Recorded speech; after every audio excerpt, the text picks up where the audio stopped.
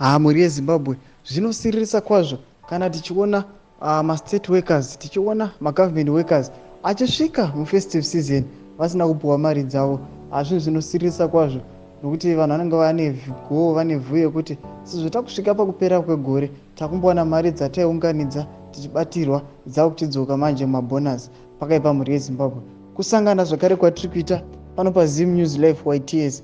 Pano patinokupai ma-updates ne-latest news ziri kuitika munyika yedu, munyika yeZimbabwe. Saka naiti first time yako kuona mavideo edu epaZim News Live YTS nokupa muno mukano kuti kubva watongosubscribe pamwechete nekulike video rino. Kanga wagara wakazviita ndomukana wandokupa tichibva watena on the bell icon kuti urambotsvana ma-updates atinokupai pano paZim News Live YTS nokuti kuita zvese izvi mahara. Aiwa mhuri yeZimbabwe, vanhu vari kushungurudzika, vari kuchema kwazvo noda kwekuti pane yakamira kudai. So once government fails to pay university workers, pakaipa. Zvinoratidza kuti pane ma-government workers asina kupuwa mari dzavo, vane mari dzavo sati dzapinda, varatidza kushushikana sezvo kisimusi festive season yasvika kudai.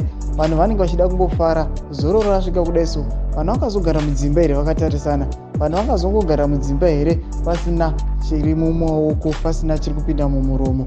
Saka pane nyaya gatipinde munyaya iyi iri kunzi state university workers are facing a gloomy Christmas because of unpaid salaries.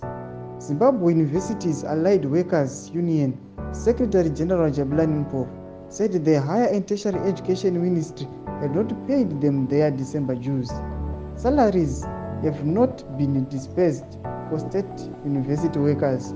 We have been trying to get an audience from the ministry over the matter, but they have not furnished us with any details, Mpofu said. Workers are worried that they are going to the festive season without salaries. There is no festivity for them. Zimbabwe State Universities Lecturers Association Secretary General Givewewu Munyaradzi said lecturers were also complaining. Pakaipa mhuri yeZimbabwe, zvinoratidza kuti ma-lecturers ari kukomplaina pamusoro pekunonoka kuripirwa mari dzavo, ari kukomplaina pamusoro pekuti mari dzavo maDecember dues asati apinda, mari yavo masalaries asati apinda. Saka pakaipa mhuri yeZimbabwe. Saka imi muchimbotiudza kuti zviriko here izvi kuti government chaicho inonoka kubhadhara ma-government workers avo.